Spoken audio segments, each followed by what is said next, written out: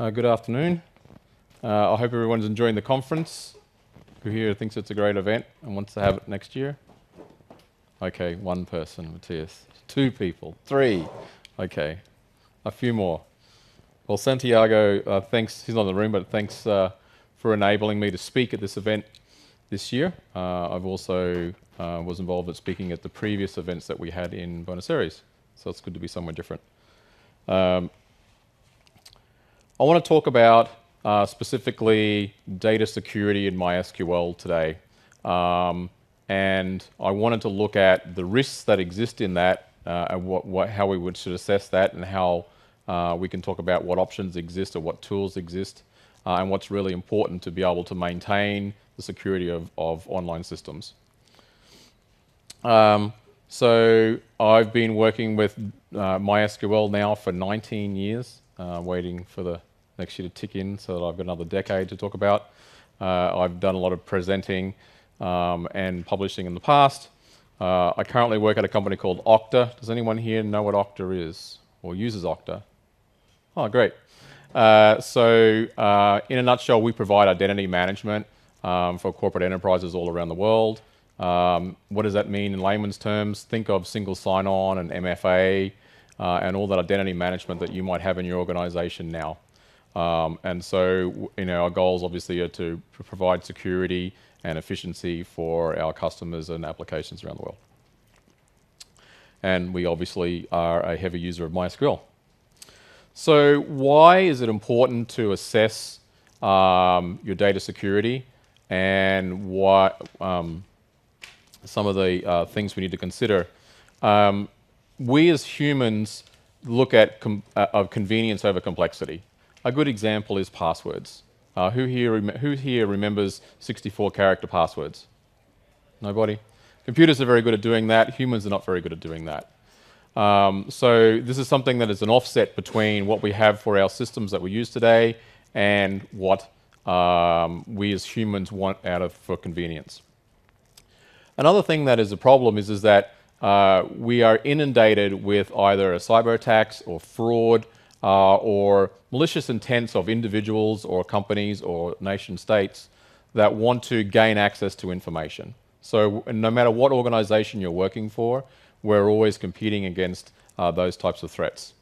One of the things that's really quite significant right now is humans are way better at doing recognition than computer systems.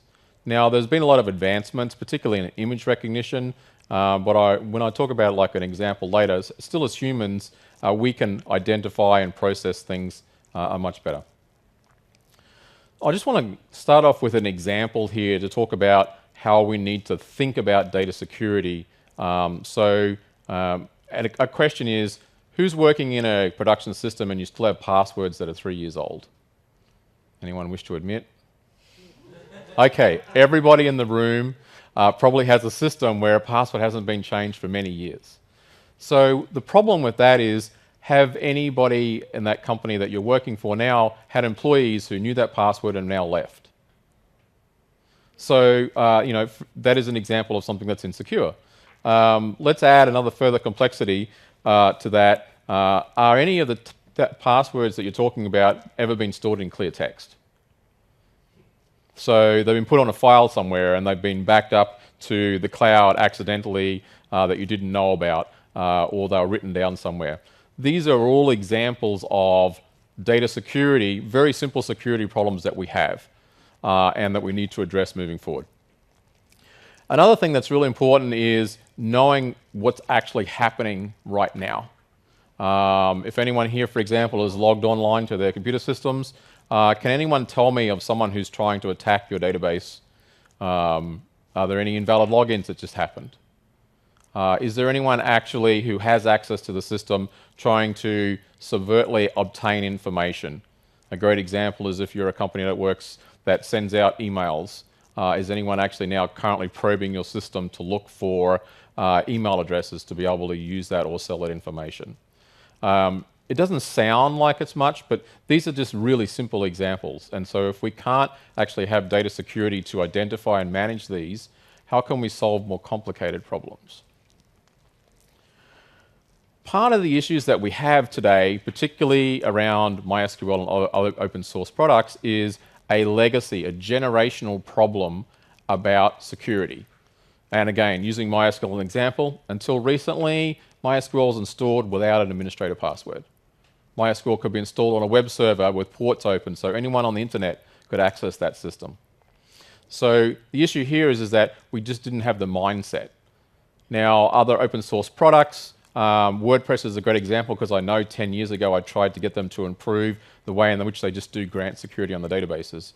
And I wasn't able to actually get anywhere there because these patterns have just been enabled everywhere. And if you've ever seen a product that grants all privileges or grants super, that's laziness, that's not being efficient. So we have this whole generational problem. We also now have the advent of NoSQL products, and many years ago there was an article written called NoSQL and No Security, because those products are even more lax about security to accessing your data.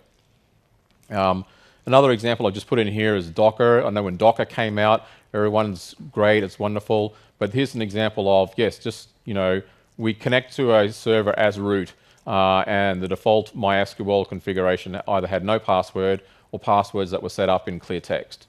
So again, we just have this continual problem where data security is very lax, and this will actually cause problems moving forward. To give you a comparison, how much has the physical security that you might have changed in your workplace?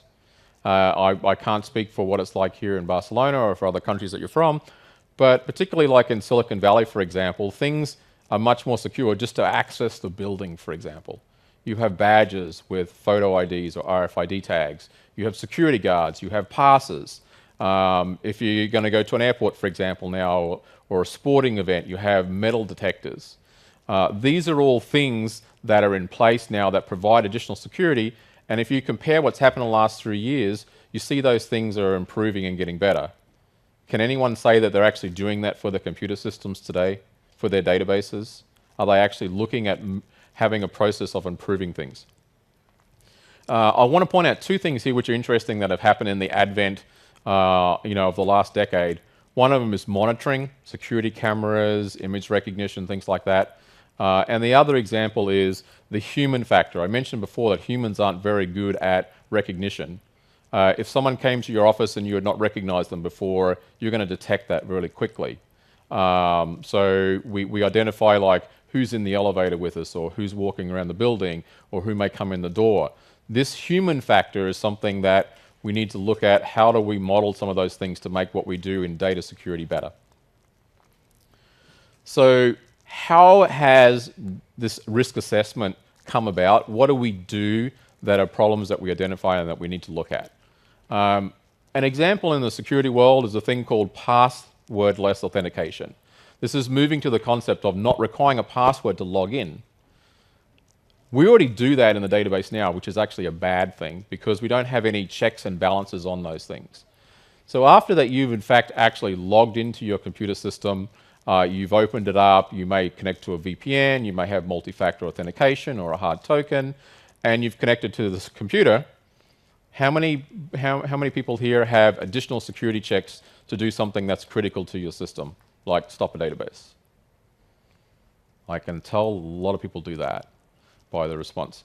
So, for example, if I'd connected to my work systems here and I had access to a server, I basically granted anybody who comes up to this computer who knows what they're doing access to do something.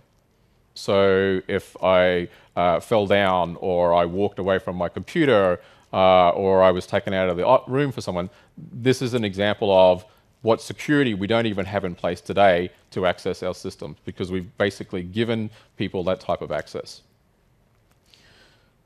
Another extension to that is the example of once you can connect to a server and you just have global sudo access, then anybody who has sudo access can do anything on those systems. So I'm sure these are two examples that you both know very well about the absence of good data security. So what are some of the issues to think about from the database side of things if you have sudo access? I put two examples up here on the slides. One of them is you can actually restart the database without looking at any grants at all. So if you have sudo access, you can now do certain things like creating a user in the database or accessing it to extract data. Another thing that's really important, a basic thing in security, is file system access. By being able to access the directory of the MySQL users table, you now have a list of all the hashes that exist in the system. So anyone here using 5.6 or 5.57 and using SHA-256 passwords that are hashed and salted? No. So all the passwords that you have access are clearly read in this file. And if you know about rainbow lists and the attempts to be able to hack systems, it's much easier for someone to crack your password even if they have the hash of the password. Again, these are all kind of like simple steps to step forward, but what I want to promote in this presentation is the adequacy of us looking at data security as an ongoing problem, not just sort of like, I'm going to make a security change, and I'm going to change the passwords, and I'm not going to think about it again. We should be thinking about it in a methodology of it's a growing, evolving thing, and we should be aware of it. So these are some of the common problems with passwords. They're not very strong. As humans, we don't want to have to type in complicated passwords. We don't look at rotating them or expiring them. The biggest issue we have in MySQL today is people put passwords in clear text files. So who here doesn't do clear text passwords for DBA accounts or root accounts? Anybody? Nobody? What's that? Who doesn't? Who has removed the need to have clear text passwords? One, Martin. How did you do it? Yes, not show passwords in a file. I usually read from the command line, from a variable or something like that. We'll talk about that as well. There are other files, not just the my.cnf file, that have open clear text passwords. There are tools which may have a configuration file but then expose those passwords on the command line and in the process list, not what we were just talking about in terms of environment variables. So we need to be aware of those things. And I mentioned just earlier about, does anyone use SHA-256? MySQL uses a SHA-1 technology and stores those passwords in a hash, and they are not salted. So one password on my computer that can get cracked is the same password on any other system. Where once you move to using SHA-256, MySQL has actually introduced some salt capabilities. One of the things that I want to focus on and that I find a problem from all my many years of consulting is the inability to have appropriate privileges or the least privileged model, which is you don't grant privileges just for the sake of granting them. And there are many issues here. Some of them are generational from the product itself or the limitations or capabilities of particular grants. But super is an example where you have to grant super to access one thing, but you don't want that person to be able to do a lot more than just that one thing. Maybe that one thing is to be able to kill processes. Like PT kill command has the capability to kill threads. But do you want that system to have the capability to alter your configuration dynamically? We have the all schemas, all tables. We have host names. We have the ability to view the MySQL user table I just mentioned to the file system. And we also have the read-only issue where if you need to have tools or services in place that can't support a read-only database, then you have replication topologies that can suffer from a little bit what Shlomi was talking about earlier, is like a split brain problem. So all of these type of things are generational, and we need to lock all these things down to secure our data better. I talked a little bit about NoSQL and no security. If you use any NoSQL products, there's lots of shortcomings there. So what can we do to move forward to look at and making some changes and improvements? I'm not going to go through all these points. When we provide the slides, there'll be additional slides to some of these points that go through, but for time, I'm just going to talk about some of these things. And what's important here is that we have to look at, is this worth it? If you're an organization and you've heard of like the large data breaches from Equifax or Home Depot or Target, these things are really important. There are plenty of other organizations What if some of the open source products that you use daily suffered from password attacks? Is there anything now exposed that can affect your business? And sometimes you think about, is it affecting your business, or is it affecting the customers that you do business with? If someone can access the systems that you're managing and they have used that password in some other systems, that's enabled someone else to be able to potentially hack or gain access to data to something that's more important. So we have this sort of like cascading effect that we have to think about. So I'm going to talk through some of these points, and time permitting, we'll go through them.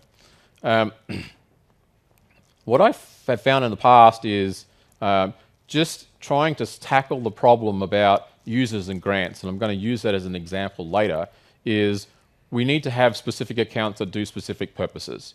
If we create one system account that does many tasks, then it's much more difficult for us to restrict what that system can do. It also makes it harder for us to log or audit or review or change privileges because of the fact that we don't take an account and give that account assigned capabilities. So examples are, if you have a monitoring product, then create a user for that. If you have a backup user, create a user for that. If you have individual DBAs that work for your system, create individual accounts rather than one general account. These have reciprocal effects in terms of being able to expire user accounts, change privileges, change passwords. So it's very important to be able to, as the title says, create accounts with a purpose in hand. Another thing that's really critical is you need to know exactly what privileges you actually use and what privileges you actually have to have for certain accounts. And I'll give you a good example. One of the requirements, if you look at the Center for Information Security, talks about super privilege, like which accounts have super privilege. So an example is your Percona Toolkit account user, you grant all privileges on that user. That user now has super privilege. They also have privilege to be able to alter a table, for example, and change its structure, or modify configuration, something like that. So of the tools that you use, what privileges do they actually require? And this may sound quite straightforward, but if you never created it with a least privilege model, you have to kind of reverse engineer what does it actually need.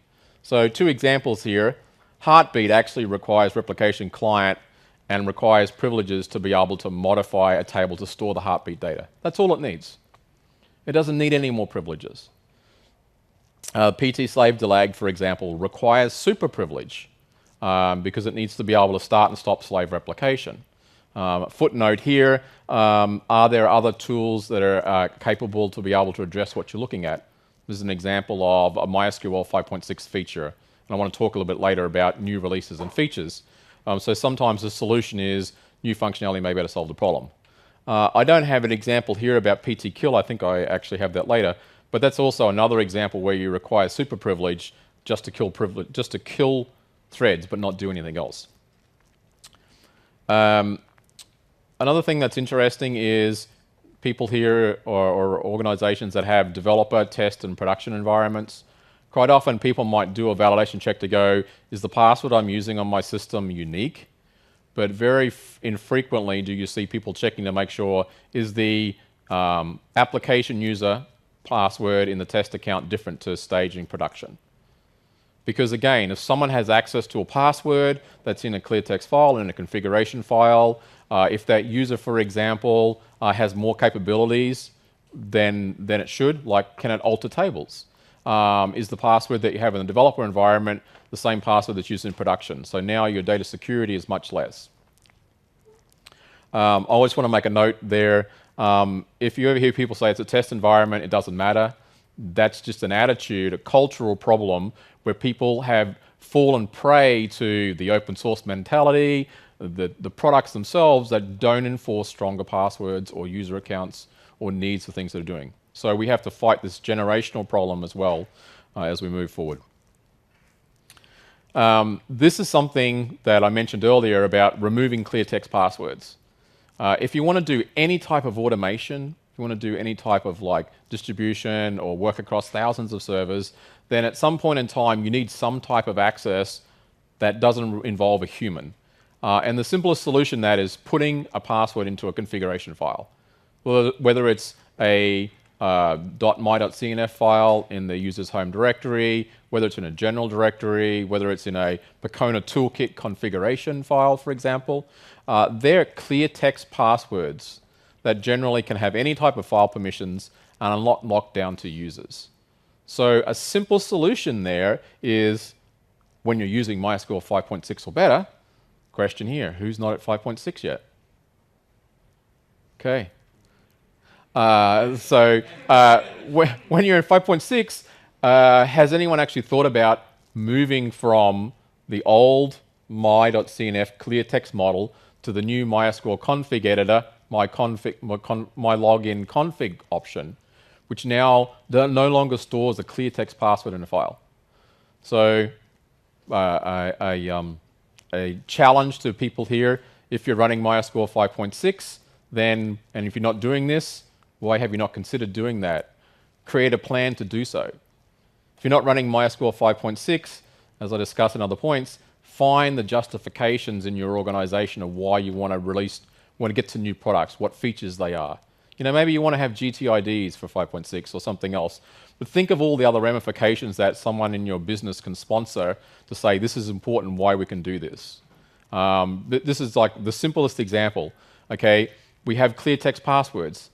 They may be in configuration management in a secure data bag or something like that, but sooner or later they get put into a file. Okay, and as soon as anyone can read that file on the system, then that password is basically open for future intentional or unintentional misuse. So just think, I mean, even if there is a clear text password, you know, anybody can generate the actual hash of that password and put it into these rainbow lists that are available on the internet that enable people to have better access to hack systems. So, okay, maybe it was a clear text password, maybe you've changed it. What you have now is it's a collection of information. It's odds of people wanting to be able to gain access to data. I also talked about stronger passwords. The MySQL default password is a SHA-1 of a SHA-1. What's a SHA-1? It's a 20-byte encryption. And what MySQL does is actually do a little bit more than nothing. But when we move to SHA-256, we actually almost double the size in bytes, which makes it harder for brute force attacks. Another feature that's come in with 5.6, and then with an improved version, improved caching password option of 5.7, is they now actually add a salt to the password. What that means is your password, if exposed, even if the hash is exposed, someone can't crack that password and then reuse it somewhere else, because that hash is now actually different on different systems.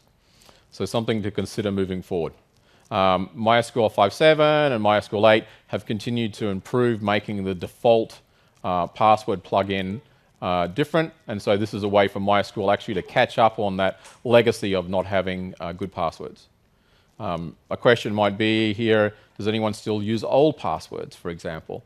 Now that's a deprecated and removed functionality, but we still find that in systems as well. I want to touch on this very briefly. I mentioned it a little earlier. It's like, was someone accessing your system a moment ago? And if they did, what were they doing? This comes down to preventative measures, not necessarily preventative measures, but measures to be able to know what's going on. And logging and auditing is really important.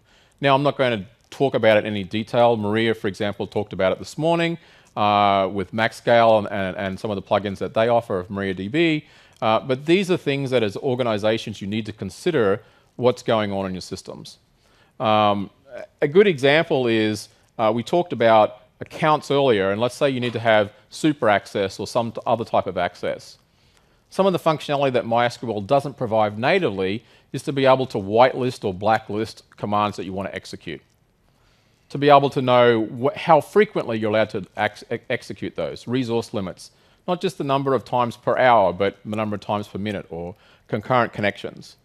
So what if we were able to have a monitoring account that requires certain grant privileges, but then we could say, oh, that user can only run these subset of commands. Now, there are products in place that enable you to provide either through like MaxScale or proxy or other things, the ability to sort of create these types of functionality. But I want to kind of challenge you when you start thinking about if we wanted to look at the least amount of privileges a user could have, what commands do they actually run? And then how do we collect that information? And how do we detect anomalies of that information? I mentioned earlier the example of super.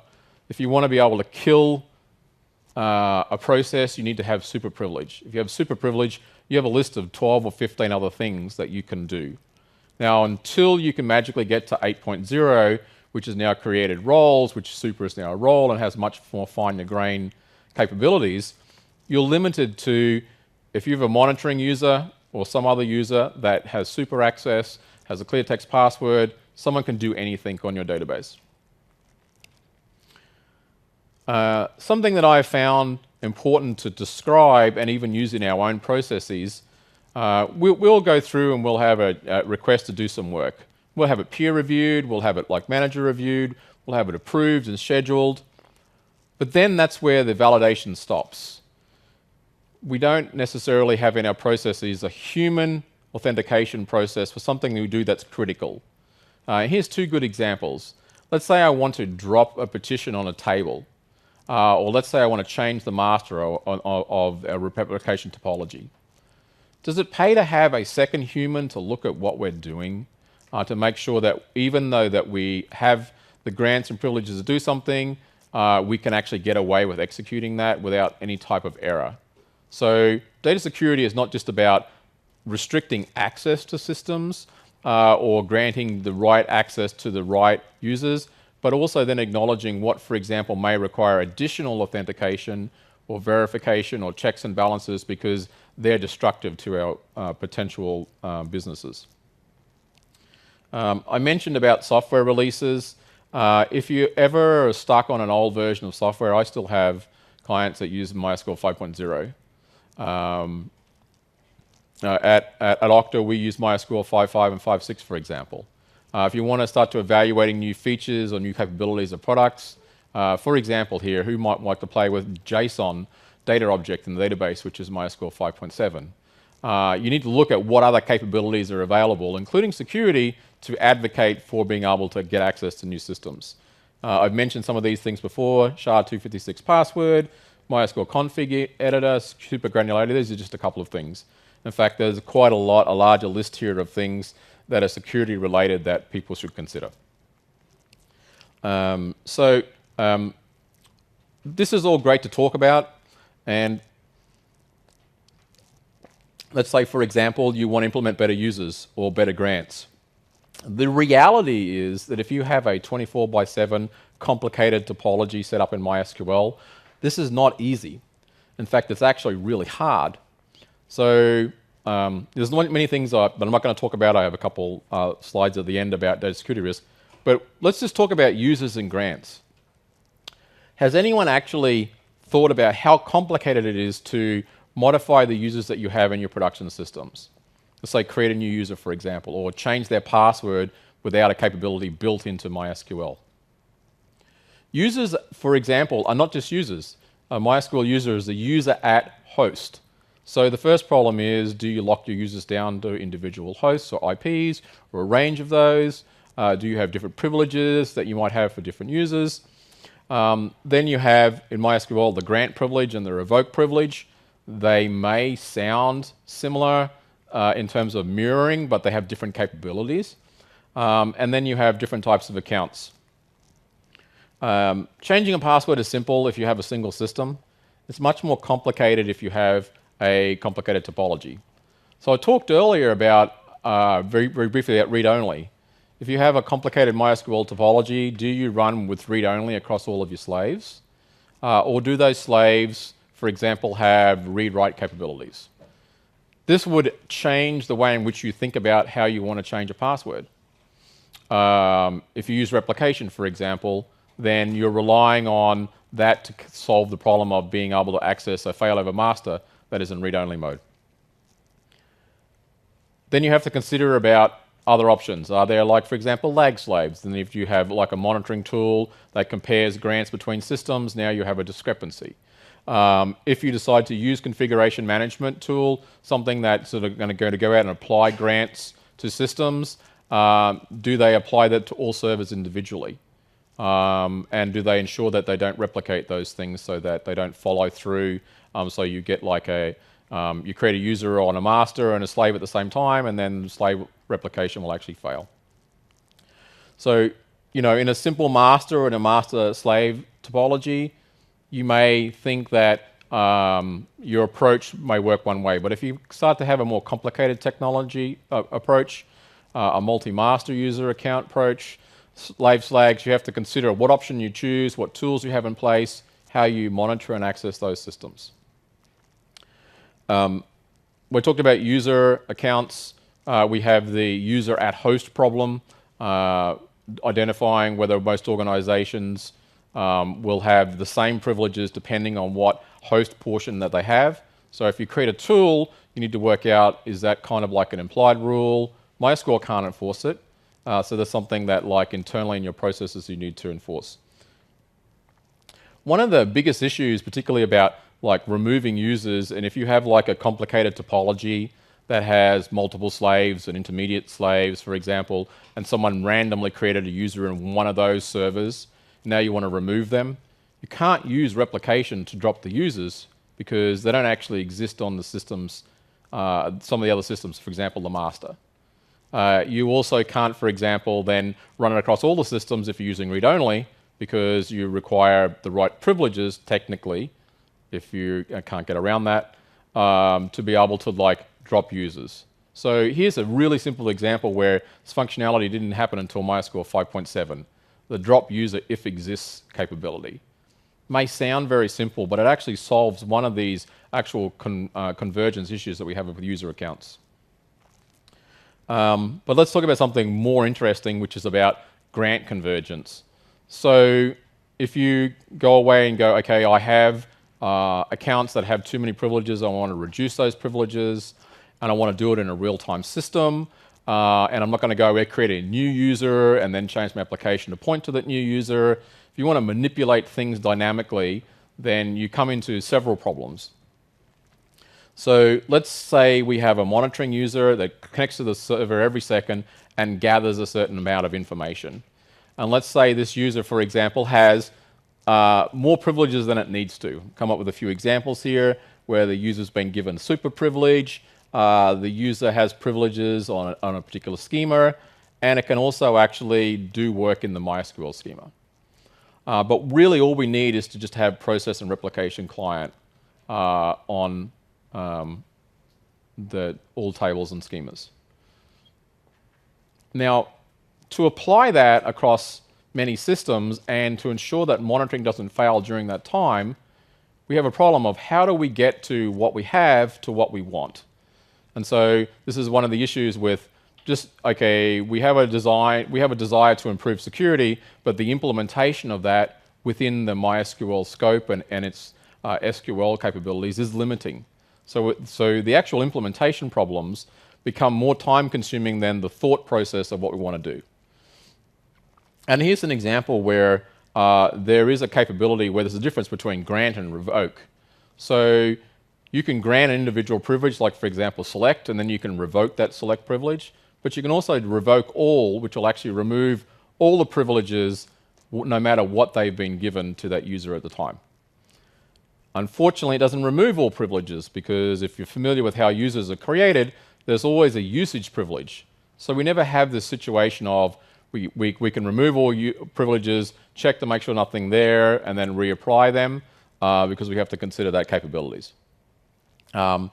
There isn't, as I noted here, like an if exists type capability, or what I would like to see is like a revoke any privilege type capabilities. The other issue that we have here in this whole concept is these are standalone atomic commands that have to be executed sequentially. Sequentially means there's a time in between those commands. There's also not a all or one approach where if the revoke fails, then don't run the grant, for example. So we don't have this, ACID type concept with these types of commands. A good example is if you drop a user in order to recreate the user for some capability, let's say changing the password, and you're not doing it in other types of syntax. If there's something happens with the create user privilege, then the no user actually exists. People can't actually access the system.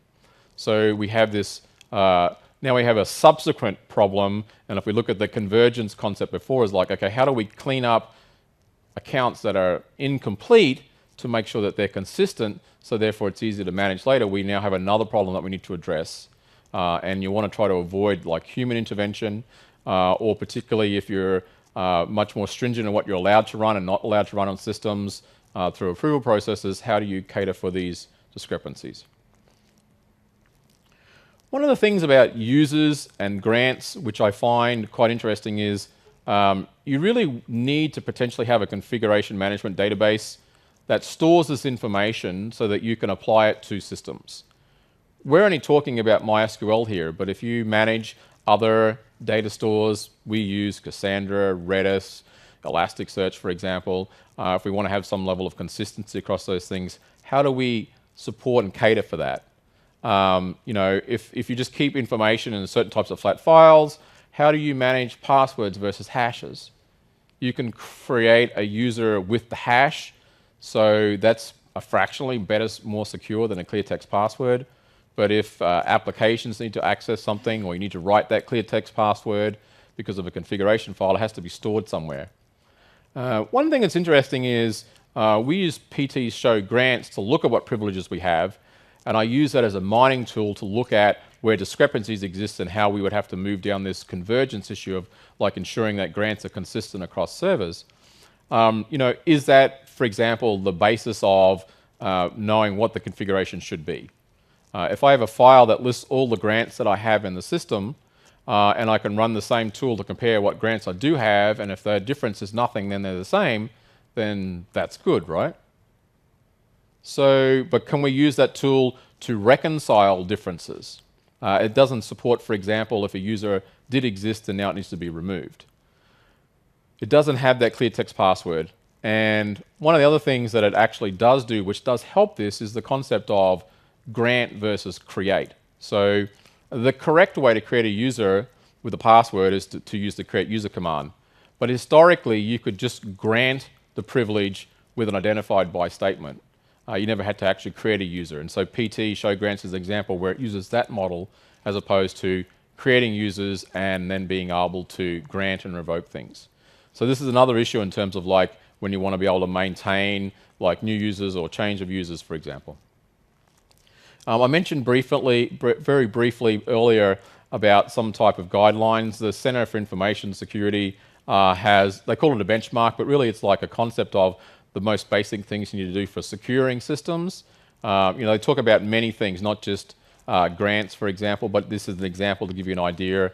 How do you handle SSL for connections, for example? What's your file operating system capabilities, etc.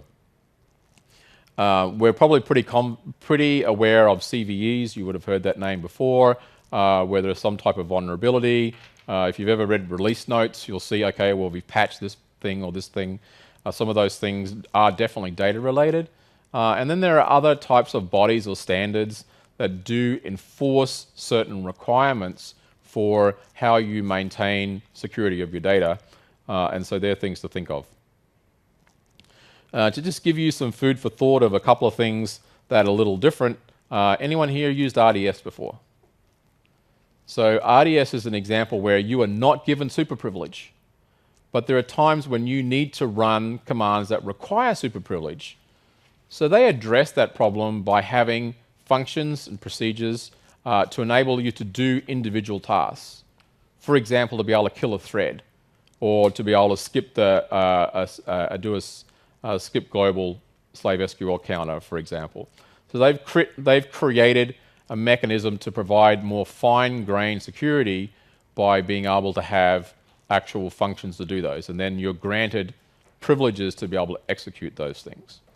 I will point out that they actually store these things in the MySQL schema, which is not something that works if you want to be able to have the ability to do rolling upgrades, for example.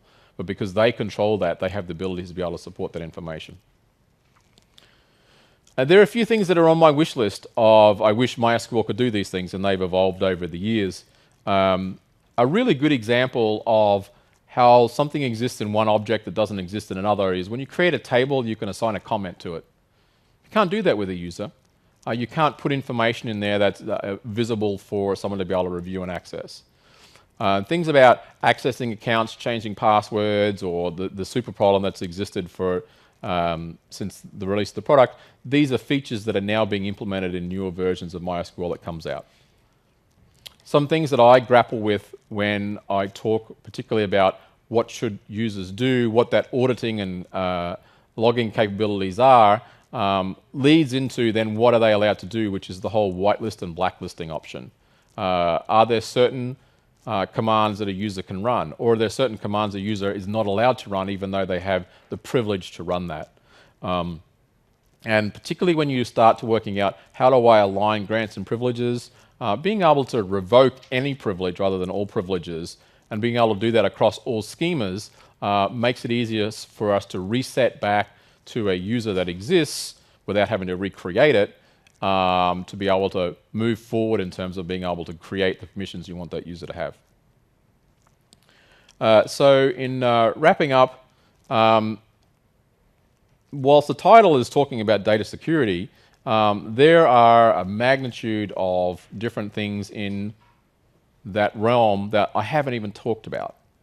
There are things that are very important. Encryption at rest or encryption in motion. Always running SSL, for example. MySQL, again, by default, never run SQL until you get to 5.7. SQL is not configured by default. SQL connections don't take, client connections don't take on SSL capabilities by default until that version. So who here runs SSL to secure communications between their masters and their slaves, for example? We haven't talked about the proliferation of where data is stored, not just in the hopefully locked down data directory. Backup files, do we use encryption on those? Log files, being able to remove passwords or personal identifiable information or something else that's important from a slow query log, for example. And I also haven't talked at all about data integrity. Particularly one of my pet interests is the lack of appropriate SQL mode or read-only capabilities. But in conclusion, what I hope that you will gain from this presentation is that data security at the most basic fundamental levels, which start with what users can do what, when, how frequently, what time of day, are there any controls over what they are, what privileges they have, are important things we need to continually reviewing and assessing those things. Removing user accounts when an employee is terminated, for example, is something that everyone should do if employees are given individual accounts. If there was an individual account and you're using just the root account, for example, how hard is it for you to change that password? So I want to highlight and stress that it's not a one-off task, it's something we need to ingrain into our processes. It's something that we need people to be advocates for.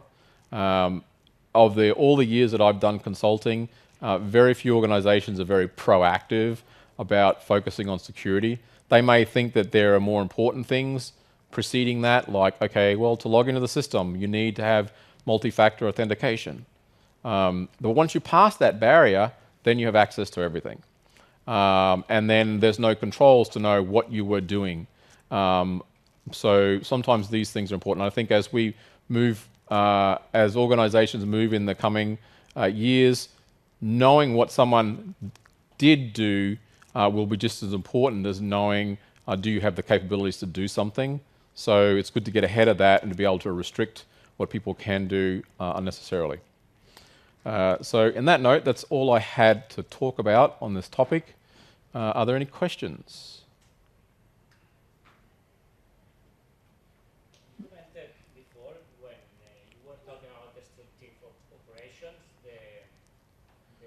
that you would use like human, I don't know, Oh, yeah, human factor authentication. It's like multi-factor authentication, but with humans. You mean that for drop table operation should be done by two people, or?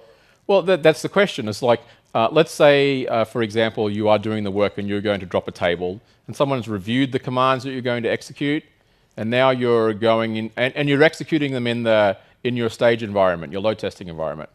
But you accidentally connected to the production system instead of the other system. Or maybe you've got the same table in different shards or something like that. Is there a time when you're about to do something destructive that whatever methods that you put in place are not sufficient? And so does it require a second human? And maybe that is a screen share where it's like, oh, I'm done about this run this command. My colleague over here, can you verify that I'm on the right server? I know at Pythian, for example, they have a very defined process. But it still has a capability of, should you have a second human to look at that? Or is there some way in which I'm about to run this command, but I'm not allowed to run it at a certain time? Like timed access or privileges or humans. And that's very difficult to do, but when it's something that's mission critical, like what is the effect of dropping that table if you did it on the wrong system? Does that cause your production system to be unavailable? Dropping petitions is a good example where you don't want to drop active data, but you might be using that for a process to be able to maintain disk usage on your system. Should it be only done at a certain time? Should it have some other type of verification? Are humans the way to address that? I don't know, but it's a concept where I know personally working with being able to remaster slaves in a complicated topology, and we're at a critical point where like half the systems are now repointed, but now I have to change one server, and if you mess up that configuration in a production running system, you've now lost half of your environment. So that's what I meant. Yeah, there's also some requirements coming from banks or to be credit card compliant if you want to provide services that are supported by credit cards. They even require what is called the 4 eyes authentication. This means that in order to, they sometimes have servers that you can only connect if you go on site. And these servers are in bunkers under the ground. And they require to have two people at the same time that go together, and each of them only know half of the password. So this is real human factor. So they physically need two different persons to access the database to change some of the values in the database. Of course, some of the things, but all the things that Ronald was talking about regarding privileges and what every single user, process, application can do is very well defined. I really only heard of that in nuclear silos, but I guess it happens in banks too. So there's two keys. And that's, again, I talked to before about the in real life example, where if you're a person now, you see improved security physically, if you want to go to a sporting event or get on a plane or walk into your office. I see that in the data world. We're very slow at doing those things, and maybe we need to accelerate. Because there may come a time where something like that is really more important. Just the simplest thing of like storing passwords or personal identifiable information in a database. GDPR is an example now where we have to be capable of being able to remove that data, but there's going to be a time where it's going to be like, okay, who has authorization to look at the data, and how do you make sure that it's appropriately masked, and can people circumvent the layers that are put on top to be able to do that, for example. But anyway, I'm out of time, so thank you very much for listening.